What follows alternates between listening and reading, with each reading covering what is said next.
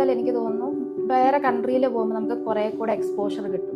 ഒരു ടോട്ടലി 16 സ്റ്റേഷനാണ് exam station ഉള്ളത്. അതിൽ ഈ 2 ബ്രേക്ക് സ്റ്റേഷൻ നമുക്ക് പ്രീവിയസ്ലി പ്ലാബ് 1 ചോദിച്ച ക്വസ്റ്റ്യൻസ്, അത് കറൻ്റ്ലി UK MLA 1 ഒരു സൈസ് ബുക്കായിരിക്കും. നമ്മൾ ഈ ഒരു ടൈം ലിമിറ്റിൽ നമ്മൾ OMRൽ ഫില്ല് ചെയ്യുക വേണം. നമ്മൾ പേജ് ഇങ്ങനെ ടേൺ ചെയ്യണം. പ്ലാബ് 1 എല്ലാവരും പല സോഴ്സ് ഓഫ് മെറ്റീരിയൽസ് യൂസ് ചെയ്യും. അപ്പോൾ ചിലപ്പോൾ ഒരു റോബോട്ട് പോലെ സംസാരിച്ചാലോ അങ്ങനത്തെ കാര്യങ്ങൾ ചിലപ്പോൾ ടെൻഷൻ കൊണ്ട് അങ്ങനെയൊക്കെ സംഭവിക്കും.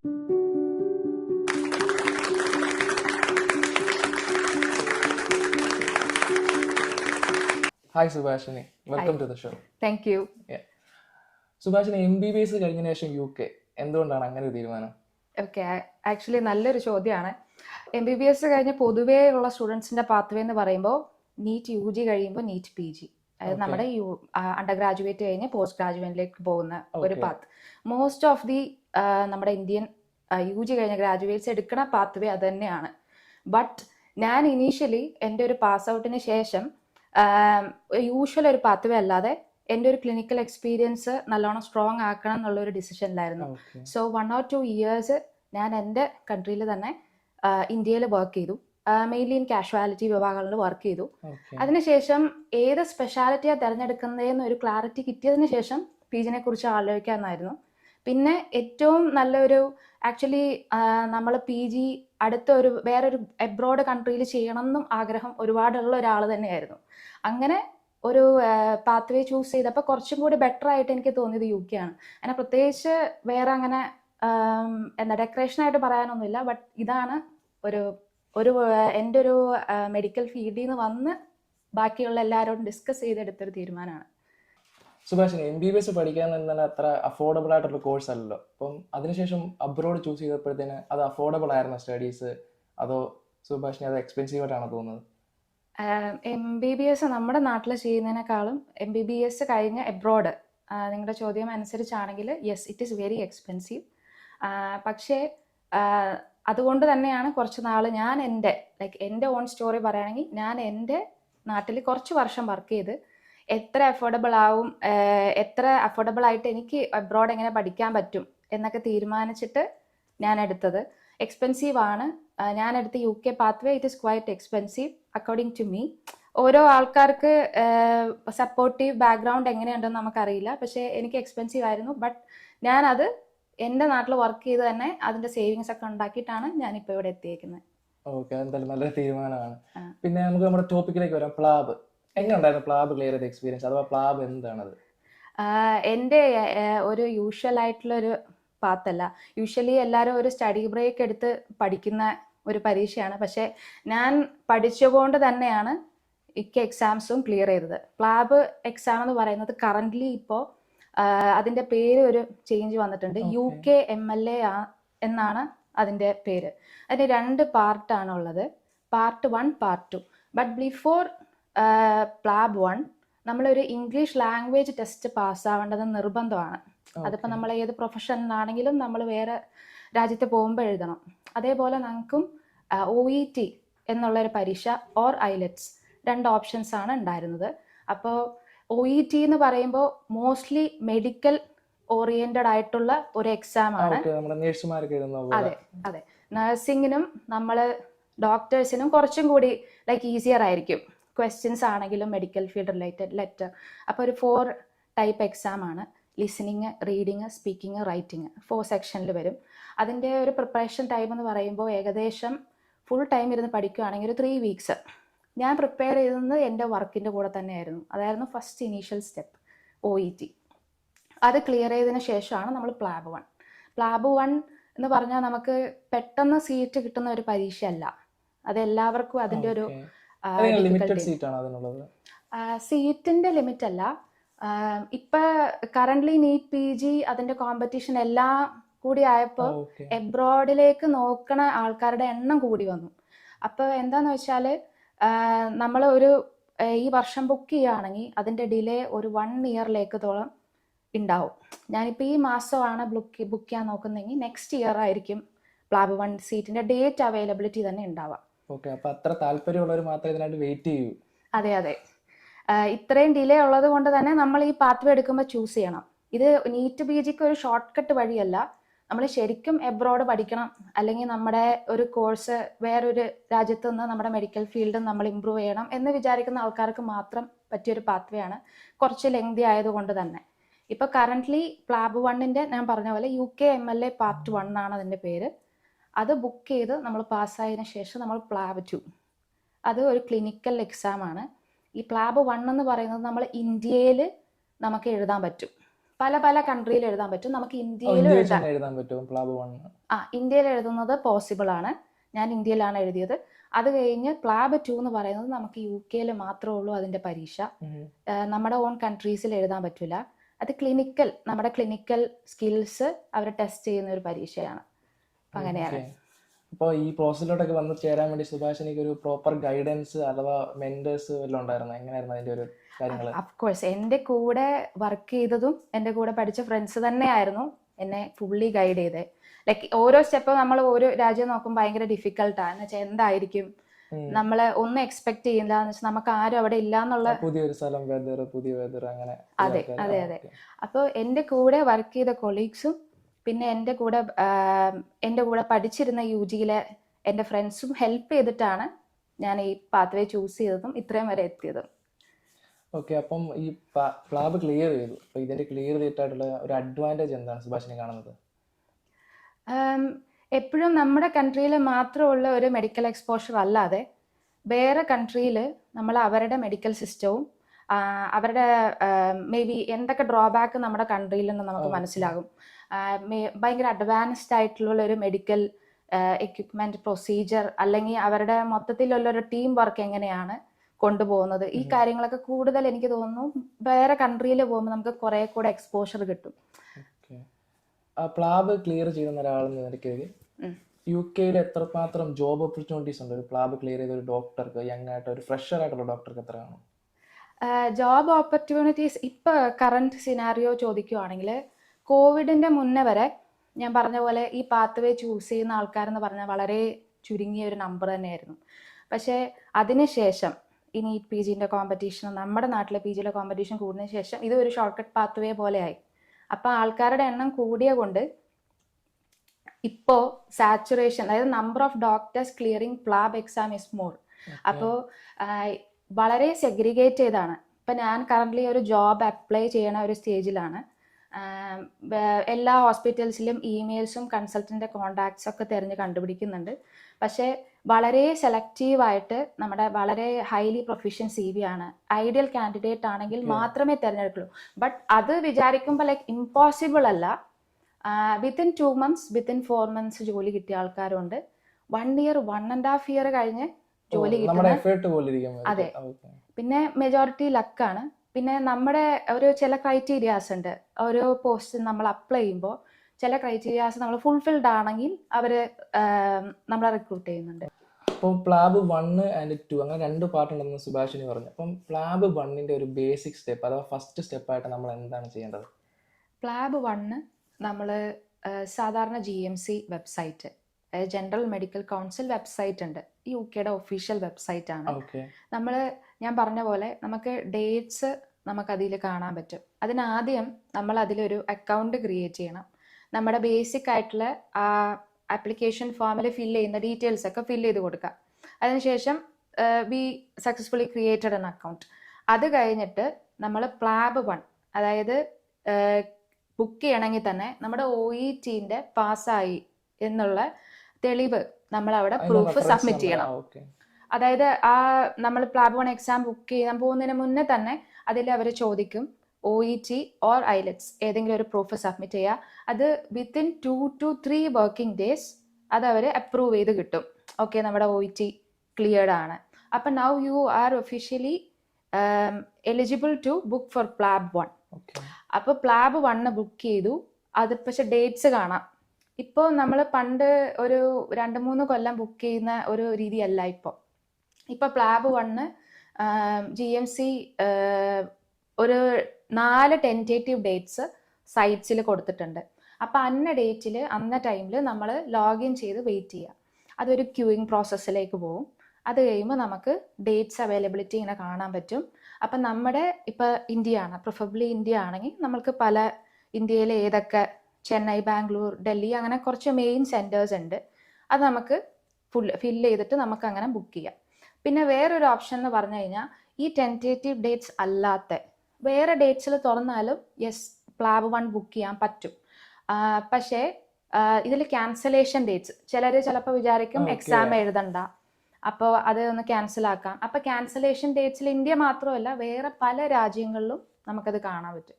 അപ്പോൾ അങ്ങനെ ഡേറ്റ് നമുക്ക് കംഫർട്ടബിൾ ആണെങ്കിൽ നമുക്ക് അങ്ങനെ പ്ലാബ് 1 എക്സാം ബുക്ക് ചെയ്യാം. ഇതിൻ്റെ ഒരു ഫീ എന്ന് പറയുമ്പോൾ ഞാൻ പ്ലാബ് 1 എഴുതിയത് 2022-ലാണ്. 2022-ലാണ് OET എഴുതിയത്. പ്ലാബ് 1 പിന്നെ ഏകദേശം ഒരു 1 ഇയർ കഴിഞ്ഞിട്ട് അപ്പോഴാണ് എഴുതിയത്. അപ്പോൾ എനിക്ക് ഒരു 1 ഇയർ സ്പാനിൽ കഴിഞ്ഞിട്ടാണ് കിട്ടിയത്. ഇൻ ബിറ്റ്വീൻ ഞാൻ ക്യാൻസലേഷൻ സീറ്റ്സ് സെർച്ച് ചെയ്തു, ബട്ട് പോസിബിൾ ആയിരുന്നില്ല. അതിൻ്റെ ഫീ അപ്പോൾ £255 ആയിരുന്നു. ഇപ്പോൾ കമ്പാരിറ്റീവ്ലി ഈ വർഷം മാർച്ച് 31 മുതൽ എല്ലാത്തിൻ്റെയും ഫീസ് ഒന്ന് സ്ലൈറ്റായിട്ട് ഒന്ന് കൂടിയിട്ടുണ്ട്. കുറച്ച് പൗണ്ട്സിൻ്റെ ഒരു വേരിയേഷൻ വന്നിട്ടുണ്ട്. ഇപ്പോൾ ഏകദേശം INR പറയുകയാണെങ്കിൽ 26,000 27,000 ആ റേഞ്ചിലാണ് വരുന്നത്. പ്ലാബ് 1-ന്റെ ഒരു എക്സാം ഫീ മാത്രമായിട്ട് വരുന്നത്. കേരളത്തിൽ സെന്റേഴ്സ് വല്ല അവൈലബിൾ ആണോ അതോ കേരളത്തിന് പുറത്ത് മാത്രമേ ഉള്ള സെന്റേഴ്സ്? നമുക്ക് കേരളത്തിൽ പ്ലാബ് 1 ഇല്ല. ഇല്ലല്ലേ? ഓക്കെ. നമുക്ക് വേറെ കൺട്രി ഇന്ത്യയിൽ നമുക്ക് വേറെ സ്റ്റേറ്റ്സിലൊക്കെ ഉള്ളൂ. ചെന്നൈ, ബാംഗ്ലൂർ, കൊൽക്കത്ത, ഡൽഹി അങ്ങനത്തെ സ്ഥലത്തേ ഉള്ളൂ. നമ്മുടെ കേരളയിൽ അങ്ങനെ അവൈലബിൾ അല്ല. അപ്പോൾ പ്ലാബ് 1 കഴിഞ്ഞു. പ്ലാബ് 2 എന്ന് പറയുമ്പോൾ അബ്രോഡിലോട്ടാണല്ലോ. അപ്പോൾ ഒരു വിസ പ്രോസസ്സ് അങ്ങനെയുള്ള ഇതിനൊക്കെ സുഭാഷിന് എങ്ങനെയാണ് സ്വന്തമായി ചെയ്യുകയാണോ അതോ ഏതൊരു ഏജൻസി അങ്ങനെ ഡിപ്പെൻഡ് ചെയ്തിരുന്നോ? ഞാൻ വിസ പ്രോസസ്സിങ് ഒരു ഏജൻസി വെച്ചിട്ടാണ് ഞാൻ മൂവ് ചെയ്തത്. അത് ഏകദേശം പ്രോസസ്സ് എന്ന് പറഞ്ഞാൽ നമ്മുടെ ഇപ്പം ഞാൻ കറൻ്റ്ലി വർക്കിംഗ് ആണ്. നമ്മുടെ കുറച്ച് പ്രൂഫ്സ് നമ്മൾ യൂഷ്വലി ഡോക്യുമെൻറ്റ്സ് എല്ലാ ID ഡോക്യുമെൻറ്റ്സ് സബ്മിറ്റ് ചെയ്യുക. പോലീസ് ക്ലിയറൻസ് അങ്ങനത്തെ സാധനങ്ങളെല്ലാം സബ്മിറ്റ് ചെയ്യുക. വേറെ നമ്മളിപ്പോൾ വിസ ഏത് ടൈപ്പാന്ന് വെച്ച് കഴിഞ്ഞാൽ നമ്മുടെ ആക്ച്വൽ പർപ്പസ് എന്ന് പറയുന്നത് പ്ലാബ് 2 ബുക്ക് ചെയ്തതിന് ശേഷം നമുക്കതൊരു പ്രൂഫാണ് നമ്മൾ ഈ കൺട്രിയിൽ ഒരു പർപ്പസ് ആയിട്ടാണ് ചെല്ലുന്നത്. അപ്പോൾ ഞാൻ ഏജൻസി ആയിട്ട് ബന്ധപ്പെട്ടപ്പോൾ അവർ പറഞ്ഞത് ഒരു 6 മന്ത് വിസിറ്റ് വിസ എന്നുള്ള രീതിയിൽ ആണ് ഞാൻ എടുത്തിരുന്നത്. അത് എന്തിനാന്ന് വെച്ച് കഴിഞ്ഞാൽ പ്ലാബ് 2-ന്റെ പ്രെപ്പ് ടൈം പ്ലസ് എക്സാം, പിന്നെ ലേറ്റർ ഓൺ നമുക്ക് ഇവിടെ ജോബ് അന്വേഷിക്കാനും പിന്നെ വേറെ എന്തെങ്കിലും അറ്റാച്ച്മെന്റ്സ് ഹോസ്പിറ്റലിൽ ചെയ്യാൻ പറ്റുന്നുണ്ടെങ്കിലും അങ്ങനെയും ചെയ്യാനും കൂടിയിട്ടാണ് ഒരു 6 മന്ത് ഡ്യൂറേഷൻ വിസിറ്റ് വിസയിലാണ് എടുത്തത്. അപ്പോൾ എക്സാമിന് ഒരു എത്ര ടൈം പീരീഡ് മുമ്പായിരിക്കും നമുക്ക് ഇങ്ങോട്ട് വരാൻ പറ്റുന്നത്? എക്സാമിന് ലൈക്ക് ഡേറ്റ് നമ്മൾ പ്രയർ ആയിട്ട് ബുക്ക് ചെയ്യും. പ്ലാബ് 2 എന്ന് പറയുന്നത് ഈ പറഞ്ഞ പോലെ പ്ലാബ് 1-ന്റെ അത്രയും ലോങ് ക്യൂ പ്രോസസ്സ് അല്ലെങ്കിൽ ഡേറ്റ് കിട്ടാത്തതിൻ്റെ ഒരു പ്രശ്നമില്ല. Because PLAB 2 is comparatively very expensive than PLAB 1. അതായത് പ്ലാബ് 1 £255 ആണെങ്കിൽ പ്ലാബ് 2 എന്ന് പറയുന്നത് ഒരു £981 ആണ് ഇപ്പോൾ കറണ്ട് റേറ്റ്. ഞാൻ ബുക്ക് ചെയ്തത് ഓൾമോസ്റ്റ് 1 lakh. ഞാൻ ബുക്ക് ചെയ്തത് £935 ആ ടൈമിൽ. ബട്ട് ഈ അടുത്താണ് ആ എമൗണ്ട് £981 ജമ്പ് ചെയ്തേക്കുന്നത്. അത് ഏകദേശം എല്ലാ സമയത്തും നമുക്ക് ഡേറ്റ്സ് അവൈലബിൾ ആണ്. 1 മന്തിൽ several dates, almost all dates PLAB 2 exam available. So seat കിട്ടുന്ന കാര്യത്തിൽ നമുക്ക് യാതൊരു ഇതില്ല. നമ്മൾ എപ്പോഴാണ് പ്രിപ്പറേഷനായി പ്ലാബ് 1 കഴിഞ്ഞു, നമ്മൾ ഒരു കോച്ചിങ് എടുക്കുന്നു, നമുക്ക് സെൽഫായിട്ട് എത്ര പ്രിപ്പറേറ്റീവ് ടൈം എന്നുള്ള ഒരു നിങ്ങൾ ഐഡിയൽ ആയിട്ട് ചോദിക്കുവാണെങ്കിൽ ഒരു 2 മന്ത്സ് മോർ ദാൻ ഇനഫ് ആണ് പ്ലാബ് 2 കംപ്ലീറ്റ്ലി ഒന്ന് പ്രിപ്പയർ ചെയ്തെടുക്കാൻ വിത്ത് കോച്ചിങ്. അതെന്താണെന്ന് വെച്ചാൽ നമ്മൾ പ്രാക്ടീസ് ചെയ്യണം, നമ്മൾ ക്ലിനിക്കൽ സ്റ്റേഷൻസ് നോക്കണം. ഐഡിയലി ചെയ്ത് പഠിക്കാനും നമ്മൾ സംസാരിക്കാനും കുറേയുള്ള സെഷൻസ് ആണ്. നമ്മുടെ ക്ലിനിക്കൽ സ്കില്ല് കംപ്ലീറ്റ്ലി അവർ ചെക്ക് ചെയ്യുവാണ്. ഒരു ടോട്ടലി 16 സ്റ്റേഷനാണ് എക്സാം സ്റ്റേഷൻ ഉള്ളത്. അതിൽ 2 ബ്രേക്ക് സ്റ്റേഷൻ. അപ്പോൾ ഇൻ ടോട്ടൽ 18 സ്റ്റേഷൻസ് ആണ് പ്ലാബ് 2 എക്സാമിനുള്ളത്. ഓക്കെ. ഇൻ കേസ് നമ്മൾ പ്ലാബ് 2 ഫെയിൽ ആയെങ്കിൽ, ആരും ഫെയിൽ ആയിട്ട് ഇരിക്കട്ടെ, ഇൻ കേസ് ഫെയിൽ ആവുകയാണെങ്കിൽ നമുക്ക് ഈ സെയിം എമൗണ്ട് എക്സാം ഫീ തന്നെ അടയ്ക്കേണ്ടി വരുമോ അതോ എന്തെങ്കിലും പ്രയോറിറ്റി വല്ലതും ഉണ്ടോ? ഇല്ല, ഫെയിൽ ആകുന്നതാണെങ്കിൽ നമ്മൾ അടുത്ത ഡേറ്റിന് സെയിം എമൗണ്ട് വെച്ച് തന്നെ എടുക്കണം. അങ്ങനെ പ്രത്യേകിച്ച് പ്രയോറിറ്റി ആയിട്ടൊന്നുമില്ല. സെയിം അതേ ഏകദേശം ഓൾമോസ്റ്റ് 1 lakh തന്നെ പേ ചെയ്യണം. അപ്പൊ നമ്മൾ പറഞ്ഞത് പ്ലാബ് 2 ഇൻ കേസ് ഫെയിൽ ആയതിനെ കുറിച്ചാണ്. ഇത് അഥവാ ഫെയിൽ ആയി കഴിഞ്ഞാൽ നമുക്ക് എന്തെങ്കിലും ടൈം ഡിലേ വല്ലതും ഉണ്ടോ അടുത്ത ടെസ്റ്റ് ബുക്ക് ചെയ്യാൻ വേണ്ടി? പ്ലാബ് 2 നമ്മൾ എക്സാം എഴുതിയിട്ട് അതിൻ്റെ റിസൾട്ട് നമുക്ക് ഒരു 1 or 1.5 months ഉള്ളിൽ തന്നെ വരും. അതിൻ്റെ റിസൾട്ട് കഴിയുമ്പോൾ തന്നെ pass or fail, it's pass fail exam, score ഒന്നുമില്ല. ഓക്കെ. അപ്പോൾ പാസ് ഓർ ഫെയിൽ സ്കോർ കാണിക്കും, but still if you are fail അടുത്തത് ഇമ്മീഡിയറ്റ് ആയിട്ട് തന്നെ നമുക്ക് അടുത്തത് ബുക്കിംഗ് ഓപ്പണിംഗ് ആവും. പിന്നെ പ്രത്യേകിച്ച് ഡിലേ ഒന്നുമില്ല. ഞാൻ തിരിച്ച് പ്ലാബ് 1 തന്നെ പോവാണ്. പ്ലാബ് 1 സിലബസിനെ കുറിച്ചൊന്നും പറഞ്ഞില്ല, അതെങ്ങനെയാണ് അതിന്റെ ഒരു ഇത്? പ്ലാബ് 1 എക്സാം ഒരു മൾട്ടിപ്പിൾ ചോയ്സ് ക്വസ്റ്റ്യൻസ് ആണ്. നമ്മുടെ നീറ്റ് PG എൻട്രൻസ് എക്സാം പോലെ തന്നെ, പക്ഷെ കുറച്ചും കൂടി നമ്മുടെ ജൂനിയർ ലെവലിലുള്ള ക്വസ്റ്റ്യൻസ് ആണ്. ഭയങ്കര ഡിഫിക്കൾട്ട് എക്സാം അല്ല. നമ്മൾ PGക്കുള്ള എക്സാം അല്ലാത്തത് കൊണ്ട് തന്നെ ഡിഫിക്കൾട്ട് അല്ല. 3 hours എക്സാം ആണ്, MCQ ആണ്, പക്ഷേ കമ്പ്യൂട്ടറിലല്ല. ഇറ്റ്സ് ലൈക്ക് നമ്മൾ ഷീറ്റ് ഉണ്ടാവും, OMR ഷീറ്റും ക്വസ്റ്റ്യൻ ഒരു ബുക്ക്ലെറ്റിലായിരിക്കും തരുന്നത്. അമ്മ ബുക്ക്ലെറ്റിൽ നമുക്ക് മറിച്ച ക്വസ്റ്റ്യൻസ് ഇങ്ങനെ നോക്കാൻ പറ്റും. ടോട്ടൽ ഒരു 180 ക്വസ്റ്റ്യൻസ് ആണുള്ളത്. 3 hours എക്സാം ആണ്. പിന്നെ നമ്മൾ OMRൽ നമ്മൾ സർക്കിൾ ആണ് ചെയ്യുന്നത്, ജസ്റ്റ് ഡാർക്കൻ ചെയ്യുക, കറക്റ്റ് ആൻസേഴ്സ് ഡാർക്കൻ ചെയ്ത് പോവുക. അതാണ് നമ്മൾ എക്സാമിൻ്റെ ഉള്ളിലുള്ള ഒരു ഇതങ്ങനെയാണ്. ഇതിൻ്റെ പ്രിപ്പറേഷൻ എന്ന് ചോദിച്ചു കഴിഞ്ഞാൽ ഞാൻ എടുത്തിരുന്നത് പ്ലാബബിൾ എന്ന് പറഞ്ഞൊരു കോഴ്സാണ് എടുത്തിരുന്നത്. അതിൻ്റെ എമൗണ്ട് വളരെ ചെറിയൊരു എമൗണ്ട് ആണ്, ലൈക്ക് 5,000 rupees ഉള്ളൂ. നമുക്കൊരു 3 months ഒരു സബ്സ്ക്രിപ്ഷൻ ഉണ്ട്. ആ ഒരു സബ്സ്ക്രിപ്ഷൻ തന്നെ മോർ ദാൻ എനഫ് ആണ്. അതിൽ മെയിനായിട്ട് അതിലെന്താണെന്ന് വെച്ചാൽ നമുക്ക് പ്രീവിയസ്ലി പ്ലാബ് 1 ചോദിച്ച ക്വസ്റ്റ്യൻസ്, അത് കറൻ്റ്ലി UK MLA 1 അതിൽ ചോദിക്കുന്നത് എല്ലാ ക്വസ്റ്റ്യൻസും എല്ലാ സബ്ജക്ട്സിലും ഫുൾ സെഗ്രിഗേറ്റഡ് ആയിട്ട് കൊടുത്തിട്ടുണ്ട്. വളരെ നല്ലൊരു സബ്സ്ക്രിപ്ഷൻ ആണ്. ആ ഒരു സബ്സ്ക്രിപ്ഷനിൽ സ്റ്റിക്ക് ഓൺ ചെയ്താൽ തന്നെ നമുക്ക് പ്ലാബ് 1 ക്ലിയർ ചെയ്യാൻ പറ്റും. ഇപ്പം പറഞ്ഞല്ലോ MCQ ടൈപ്പ് ക്വസ്റ്റ്യൻസ് ആണ് വരുന്നതെന്ന്. അപ്പോൾ ഇതിന്റെ സിലബസ് എന്ന് പറഞ്ഞാൽ എങ്ങനെയായിരിക്കും? ഒരു പർട്ടിക്കുലർ ഏരിയ ആയിരിക്കുമോ അതോ അതെങ്ങനെയായിരിക്കും ഇതിന്റെ സിലബസ് വരുന്നത്? നമ്മൾ മെയിനായിട്ട് അണ്ടർ ഗ്രാജുവേറ്റ്സ് MBBSൽ പഠിക്കുന്ന സബ്ജക്ട്സ് തന്നെ, പക്ഷേ ക്ലിനിക്കൽ ബേസ്ഡ് സബ്ജക്ട്സ്, അതായത് നമ്മൾ 3ാമത്തെ 4ാമത്തെ വർഷം MBBS കോഴ്സിൽ പഠിക്കുന്ന സബ്ജക്ട്സ് ആണ് കൂടുതൽ ഫോക്കസ്ഡ് ആയിട്ടുള്ളത്. പിന്നെ ഇതിൻ്റെ കൂടുതൽ സിലബസ് അറിയണമെങ്കിൽ നമ്മുടെ GMC വെബ്സൈറ്റിൽ തന്നെ പ്ലാബ് 1 പഠിക്കാനുള്ള ബ്ലൂ പ്രിൻസും അതിൻ്റെ സിലബസും നമുക്ക് അതിൽ തന്നെ എൻലിസ്റ്റ് ചെയ്തിട്ടുമുണ്ട്. പിന്നെ മെയിനായിട്ട് പറഞ്ഞ പോലെ ക്ലിനിക്കലായിട്ട് നമ്മൾ ഫൈനൽ ഇയറിലും 3rd ഇയറിലും പഠിക്കുന്നത് ഫോക്കസ് ചെയ്തിട്ടാണ് കംപ്ലീറ്റ് എക്സാം അവർ സെറ്റ് ചെയ്തിരിക്കുന്നത്. ഇനി ഇപ്പോൾ first year and second year non clinical subjects ആണെങ്കിൽ പോലും അവർ ഏകദേശം ഒരു ക്ലിനിക്കൽ സിനാരിയോ വെച്ചിട്ടായിരിക്കും ക്വസ്റ്റ്യൻ, അങ്ങനെ ആയിരിക്കും ആപ്ലിക്കേഷൻ ലെവല്. പിന്നെ മെയിനായിട്ട് പറയാനുള്ളത് നമ്മൾ ആ ബുക്ക്ലെറ്റിൽ പിക്ചേഴ്സും ഉണ്ടാവും. ചിലത് പിക്ചറും വെച്ചിട്ടുള്ള ക്വസ്റ്റ്യൻസ് ആയിരിക്കും. ബുക്ക് എന്ന് പറയുന്നത് എനിക്ക് ഏകദേശം ഡിഫിക്കൽട്ടായിട്ട് എക്സാമിന് തോന്നിയതെന്ന് പറഞ്ഞു കഴിഞ്ഞാൽ ഒരു ബുക്ക്ലെറ്റ് ഏകദേശം നമ്മുടെ ഒരു ചെറിയൊരു സൈസ് ബുക്കായിരിക്കും. നമ്മൾ ഈ ഒരു ടൈം ലിമിറ്റിൽ നമ്മൾ OMRൽ ഫില്ല് ചെയ്യും വേണം. നമ്മൾ പേജ് ഇങ്ങനെ ടേൺ ചെയ്യണം. നമ്മൾ ഇച്ചിരി വലിയ ഫോണ്ട് സൈസും ആണ്, പേജ് ഇങ്ങനെ ടേൺ ചെയ്ത് പോകണം. അതൊരു ഡിഫിക്കൽട്ട് ഒരു ടാസ്ക് ആണ്. ടൈം മാനേജ്മെന്റ് വളരെ ഇമ്പോർട്ടൻ്റ് ആണ് ഈ പ്ലാബ് 1 എക്സാമിന്.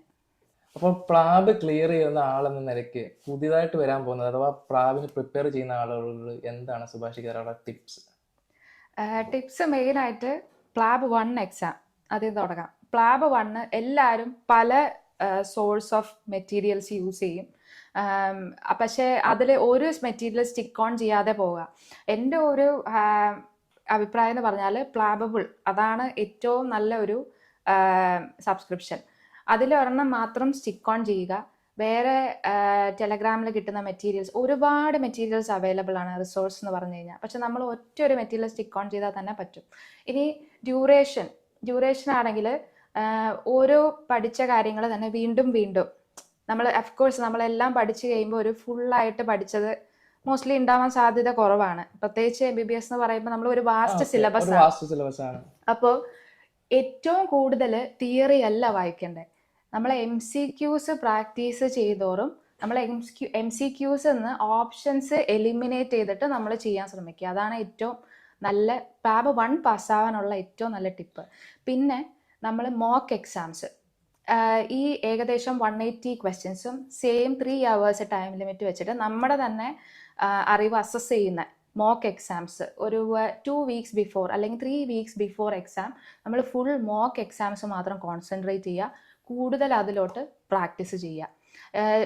എൻ്റെ പരിചയമുള്ള ഒരു 2 months പോലും വേണ്ട, വിതിൻ 1 month പാസ്സാവുന്നവരുണ്ട്. പക്ഷേ മോസ്റ്റ്ലി അവരെല്ലാവരുടെയും ഒരു സക്സസ് സ്റ്റോറി എന്ന് പറഞ്ഞാൽ MCQ സ്റ്റിക്ക് ഓൺ ചെയ്യും, അതിൽ നിന്ന് ഒരു ചെയ്യും. ആപ്ലിക്കേഷൻ ലെവലിൽ ആപ്ലിക്കേഷൻ ലെവലിൽ മാത്രം. ബിക്കോസ് തിയറി എന്ന് പറഞ്ഞാൽ ഇറ്റ്സ് വെരി വാസ്റ്റ്, അതൊന്നും കഴിയാൻ പോകുന്നില്ല. നമ്മൾ MBBS ഫുള്ള് പഠിക്കാനുള്ള സമയവും ഇല്ല. But within 1 month or 1.5 month easily നമുക്ക് പ്ലാബ് 1 ക്രാക്ക് ചെയ്യാൻ പറ്റും. ഈ പ്ലാബ് 2 എക്സാം എന്ന് പറഞ്ഞു കഴിഞ്ഞാൽ നിങ്ങൾ കുറേ ഇതുപോലെ പ്ലാബ് എക്സാമിൻ്റെ കുറേ മെൻറ്ററിങ് വീഡിയോസ് ഓൾറെഡി ഓൺലൈനിൽ അവൈലബിൾ ആണ്. ബട്ട് സ്റ്റിൽ പ്ലാബ് 2 ഒരു ടൈം ലിമിറ്റ് എന്ന് വെക്കുമ്പോൾ ഒരു 1 month ഒരു 1 month എഫിഷ്യൻ്റ് ആയിട്ട് പഠിക്കുക. എഫിഷ്യൻ്റ് ഇൻ ദ സെൻസ് നമ്മളൊരു ക്ലിയറിങ് എക്സാം ആണ് ഇത്. ഡെഫിനറ്റ്ലി ഒരു റാങ്കോ നമുക്കൊരു PG യിലേക്കോ ഒരു ട്രെയിനിങ് ലെവലിലേക്കല്ല, ഒരു പാസ് ലെവൽ എക്സാം ആണ്. അപ്പോൾ മെയിൻലി ഫോക്കസ് ചെയ്യുന്ന ചില പോയിന്റ്സ് ഉണ്ട് നമ്മൾ പ്ലാബ് 2, അതായത് നമ്മൾ കോഴ്സ് എടുത്തു കഴിയുമ്പോൾ മനസ്സിലാവും. Mainly clinical level in the sense നമ്മൾ ഈ LGBTQ ടോപ്പിക്സ്, പിന്നെ സൈക്യാട്രി ടോപ്പിക്സ്, കൂടുതൽ ഇപ്പോൾ സ്കിൻ റിലേറ്റഡ് അങ്ങനത്തെ ടോപ്പിക്സ്. അതായത് നമ്മൾ കോഴ്സ് എടുത്തു കഴിയുമ്പോൾ നമുക്ക് ഏകദേശം എല്ലാ മാസവും ചോദിക്കുന്നത്, ഇപ്പം നമ്മൾ എക്സാം ഫോർ എക്സാമ്പിൾ ജൂലൈയിലാണെങ്കിൽ നിങ്ങൾ ജൂണിൻ്റെ എല്ലാ എക്സാംസിൻ്റെ ക്വസ്റ്റ്യൻസ് പ്രാക്ടീസ് ചെയ്തിരിക്കണം. ഇതൊരു ടോക്കിംഗ് എക്സാം ആയത് കാരണം നമ്മൾ എത്ര എഫിഷ്യൻ്റ് ആയിട്ട് പേഷ്യൻ്റ് കെയർ എന്നുള്ള ആസ്പെക്റ്റിൽ ഇന്റർപേഴ്സണൽ സ്കില്ലാണ് മെയിനായിട്ട് ഈ എക്സാമിന് ഇവാലുവേറ്റ് ചെയ്യുന്നത്. അതിലാണ് നമ്മൾ കൂടുതൽ ഫോക്കസ് ചെയ്യേണ്ടത്, നമ്മൾ സ്കോറിങ് വരുത്തേണ്ടതും. അപ്പോൾ കൂടുതൽ എക്സാം കിട്ടാതെ പോകുന്നതും അതുകൊണ്ട് തന്നെയാണ്. അപ്പോൾ എനിക്ക് പ്രിപ്പറേഷൻ ടൈമിൽ മനസ്സിലായത് നമ്മുടെ ഇന്റർപേഴ്സണൽ സ്കില്ല് മെയിൻറ്റെയിൻ ചെയ്യുക, നമ്മൾ പേഷ്യൻറ്റിനോടുള്ള ഇൻട്രാക്ഷൻ, പ്ലസ് നമ്മൾ എഫിഷ്യൻ്റ് ആയിട്ട് റിപ്പീറ്റഡ് ആയിട്ടുള്ള ടോപ്പിക്സ് ചോദിക്കുന്നതിൽ കൂടുതൽ സ്ട്രോങ് ആയിട്ട് ഫോക്കസ് ചെയ്യുക. അപ്പോൾ എന്തായാലും ക്ലിയറിങ് കുറച്ചുകൂടെ ഈസിയർ ആവും. ഓക്കെ, ഇപ്പോൾ ഇന്റർപേഴ്സണൽ സ്കിൽസിനെ കുറിച്ച് പറഞ്ഞല്ലോ. അപ്പം പുതുതായിട്ട് വരുന്നവർക്ക് അതൊന്ന് ഡെവലപ്പ് ചെയ്യാൻ വേണ്ടി നിങ്ങളുടേതായ ഒരു കമ്മ്യൂണിറ്റിയോ ഒരു ഗ്രൂപ്പോ അങ്ങനെ എന്തെങ്കിലും ഒരു ഇത് ഇവിടെ ഇപ്പം അവൈലബിൾ ആണോ? അങ്ങനെ ചോദിച്ചു കഴിഞ്ഞാൽ ഞാനിപ്പോൾ എടുത്ത കോഴ്സ്, നമ്മുടെ പ്ലാബ് 2 വേണ്ടി എടുത്ത കോഴ്സിൽ തന്നെ നമ്മൾ സ്റ്റുഡൻസിനെ നേരായിട്ട് കാണുന്നുണ്ട്. അതായത് എക്സാം അടുത്ത ഡേറ്റ്സുള്ള ആൾക്കാരെ നമ്മൾ മീറ്റ് ചെയ്യും. അപ്പോൾ ഡെയിലി ഒരു 2 കേസസ് മാക്സിമം 2 കേസസ് മാത്രം പ്രാക്ടീസ് ചെയ്ത് ഇങ്ങനെയാണ് ഞാൻ ചെയ്തത്. പക്ഷേ കൂടുതൽ പ്രാക്ടീസ് ചെയ്തില്ലെങ്കിലും നിങ്ങൾ സെൽഫായിട്ട് തന്നെ നിങ്ങളുടെ ഇൻട്രോ, നിങ്ങൾ എങ്ങനെയാണ് പേഷ്യൻറ്റിനെ അപ്രോച്ച് ചെയ്യുന്നത്, ഇങ്ങനത്തെ കാര്യങ്ങളാണ് കൂടുതൽ പ്ലാബ് 2 എക്സാമിൽ നമ്മൾ സ്കോർ ചെയ്യാൻ സഹായിക്കുന്നത്. അപ്പോൾ ചിലപ്പോൾ ഒരു റോബോട്ട് പോലെ സംസാരിച്ചാലോ അങ്ങനത്തെ കാര്യങ്ങൾ ചിലപ്പോൾ ടെൻഷന് കൊണ്ട് അങ്ങനെയൊക്കെ സംഭവിക്കാം, കുറേ പേർക്ക് സംഭവിക്കുന്നുണ്ട്. ഇതിൽ മെയിൻ എനിക്കിപ്പോൾ മനസ്സിലായ കാര്യങ്ങൾ ഇങ്ങനെയൊക്കെയാണ്. ഇങ്ങനെ പ്രിപ്പയർ ചെയ്താൽ കുറച്ചുകൂടി ഈസിയർ ആയിട്ട് പ്ലാബ് 2 ക്ലിയർ ചെയ്യാൻ പറ്റും. അപ്പോൾ thank you Subhashini. Okay, thank you. അപ്പോൾ പുതിയൊരു വിഷയവും മറ്റൊരു ഗസ്റ്റുമായി നമുക്ക് അടുത്ത എപ്പിസോഡിൽ കാണാവുന്നതാണ്. അതുവരെ ബൈ.